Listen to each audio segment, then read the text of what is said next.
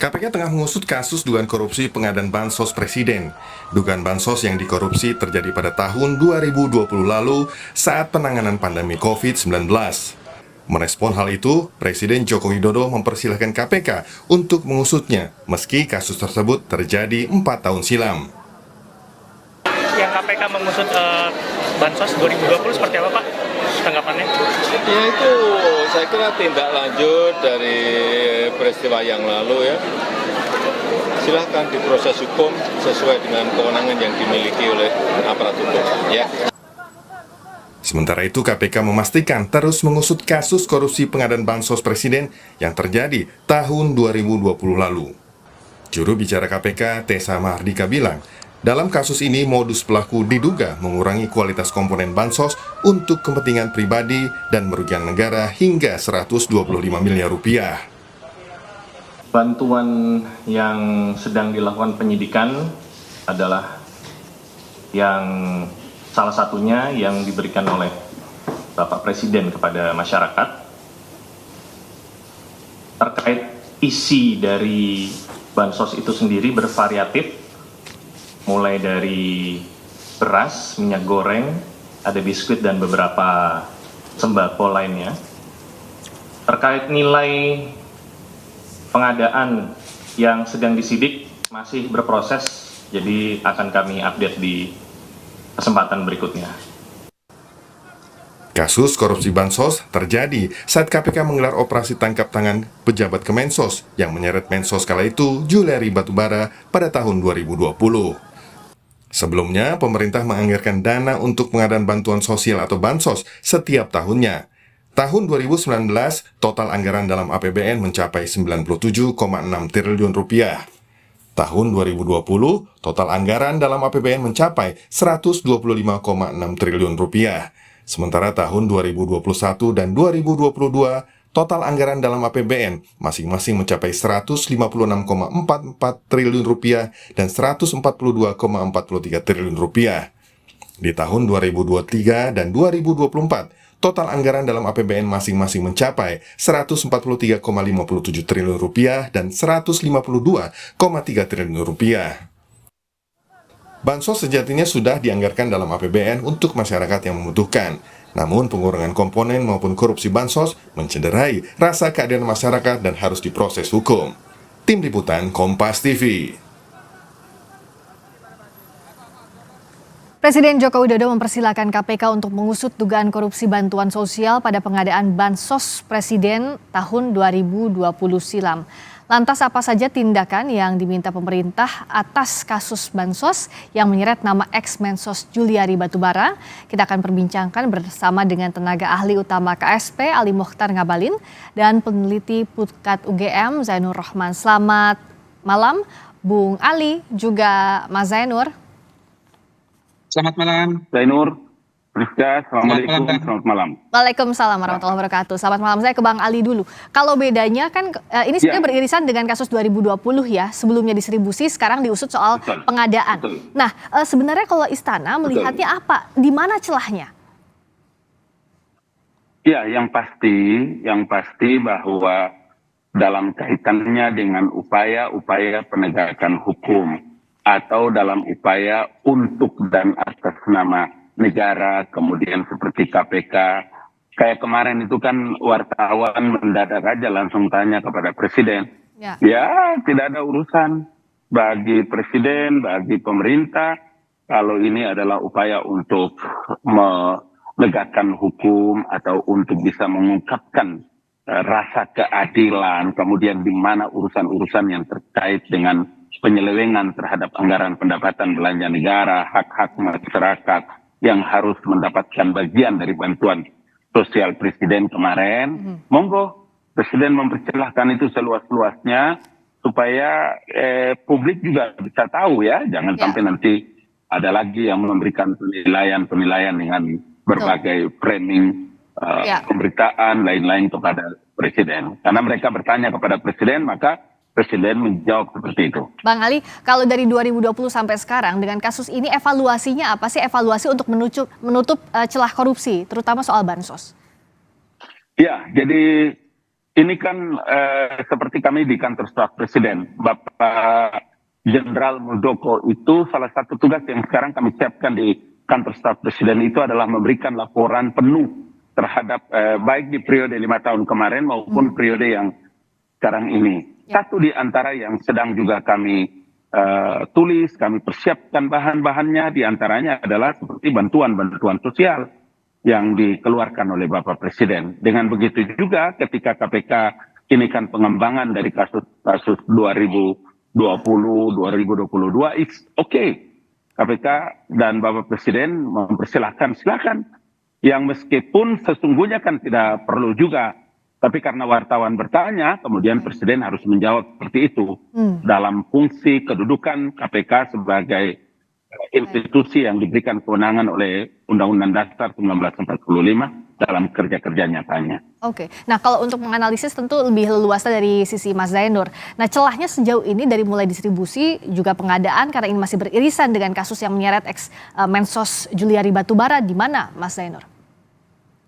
Ya, yang pertama korupsi bansos bantuan presiden itu sangat tidak layak, Mbak Friska. Ini bisa mencoreng ya kewibawaan presiden. Meskipun saya sangat yakin presiden tidak terlibat, tetapi kan di situ ada nama bansos presiden sehingga ini harus diusut tuntas. Kenapa ini bisa terjadi? Karena yang memang korupsi itu lebih mungkin terjadi jika bentuk bansosnya berupa barang. Beda halnya kalau bansosnya berupa cash transfer melalui rekening, itu kemungkinan untuk dikorupsi jauh lebih rendah. Sehingga ketika bentuknya barang, maka mulai dari pengadaannya saja selalu ada pemotongan nilai. Kemudian pemotongan nilai itu digunakan untuk memberikan suap atau gratifikasi kepada para penyelenggara negara, yaitu mereka-mereka yang telah meloloskan para perusahaan kontraktor ini untuk memenangkan tender. Tentu ini selalu terkait antara pelaku swasta dengan pelaku penyelenggara negara. Sehingga ini harus diusut tuntas. Kenapa? Karena biasanya paket-paket bansos itu kan dalam tanda kutip ada coupling-couplingnya. Kalau korupsi yang dilakukan oleh Juliari Batubara itu terkait dengan anggaran yang ada di Kemensos. Nah, kalau bansos presiden, apakah ini anggaran yang ada di Kemensos atau di Kemenseknek?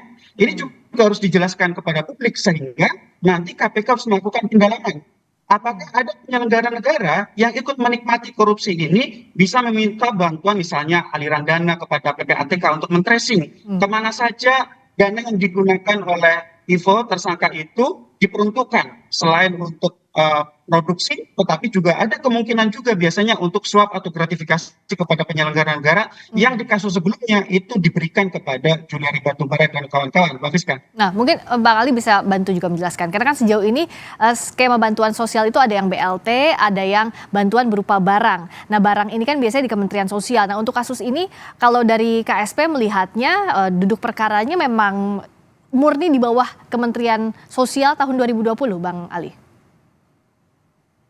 Iya, karena pengembangannya itu ketika terkait dengan kasus bantuan sosial di Kementerian Sosial pada saat Pak Menteri Batubara.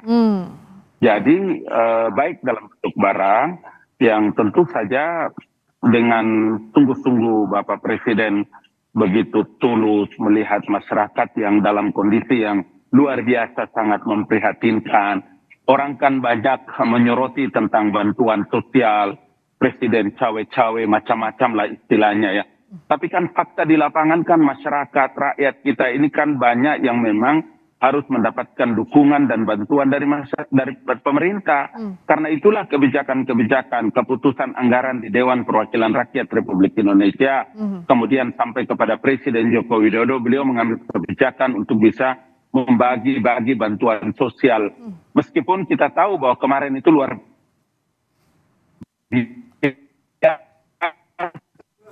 ya orang menurut yang sangat keji. Tetapi kan fakta ya dari tahun 2022, 2020 sampai dengan hari ini. Jadi saya ingin mengatakan bahwa ya inilah sebuah fakta yang kita lihat, sehingga sekali lagi saya ingin menegaskan bahwa kalau hari ini kemudian KPK melakukan dan pengembangan untuk bisa mengungkapkan kasus korupsi bantuan sosial, Ya. mari kita tunggu. KPK sedang bekerja dengan baik. Oke, nah sekarang KPK sedang bekerja, tapi tentu Mas Zainur harus ada langkah mitigasinya. Jangan sampai harus diusut KPK dulu baru terjadi, sementara bansos ini sudah beredar di masyarakat dengan spek yang dikurangi, begitu dengan modus korupsi yang sama. Nah, apa sebenarnya yang bisa dilakukan untuk pencegahannya dan mitigasinya, Mas Zainur?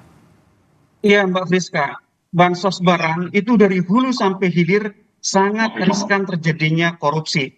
Mulai Ya. dari pengadaannya, penyalurannya, sampai kepada pelaporannya. Ya. Belum lagi bansos barang itu belum tentu sesuai dengan kebutuhan dari Ya, masyarakat. betul. Sehingga yang lebih tepat sesungguhnya adalah cash transfer. Dalam bentuk uang tunai ditransfer ke rekening penerima secara langsung.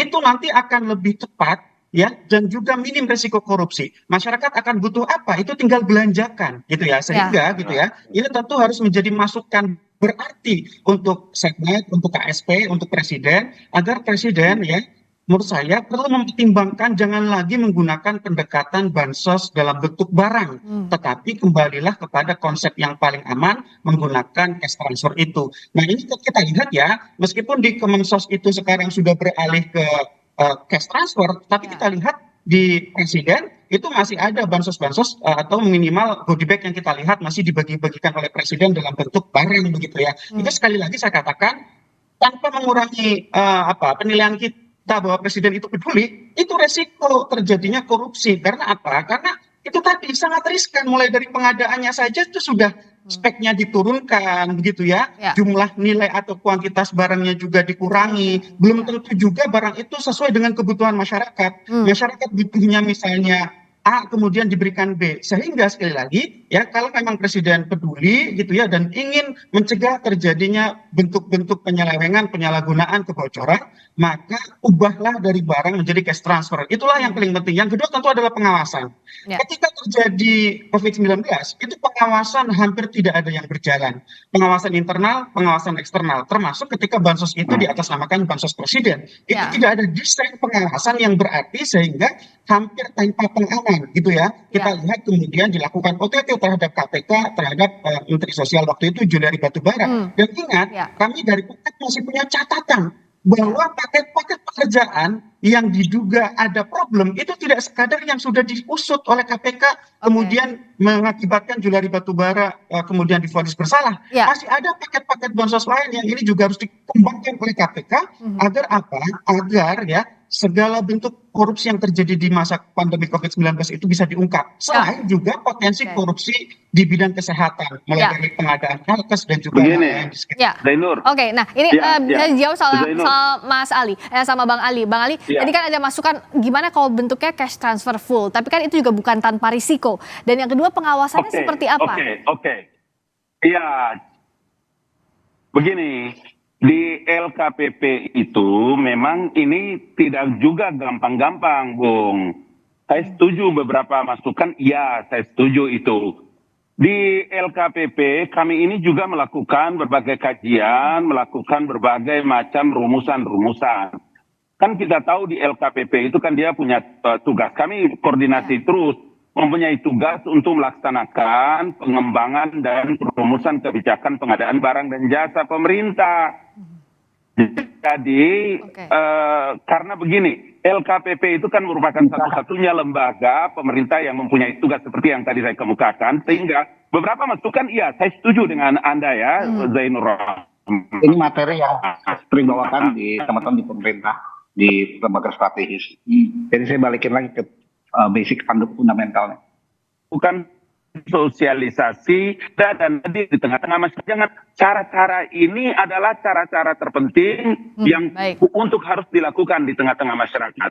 Jadi dari satu aspek iya, tapi aspek yang lain tidak seperti segampang itu dibayangkan ya, karena apa? Ketika setiap pengadaan barang yang dilakukan dalam bantuan Presiden, bantuan sosial dari Presiden itu memang dari hulu sampai hilir. Kami ikut untuk tahu itu barang. Jenisnya 1, 2, 3, berapa banyak ada di dalam, kami tahu itu. Jadi oke, sampai pada di sini saya kira iya, beberapa catatan bisa menjadi masukan bagi kami. Oke, dan kita akan dorong bagaimana KPK mengusut sampai tuntas karena ini bicara soal hak masyarakat, harus juga diusut dari hulu hingga hilir termasuk pengawasannya diperbaiki ke depan. Terima kasih Bang Ali Mukhtar Ngabalin, terima kasih Mas Zainur Ya, Rahman. makasih, Friska. Terima kasih.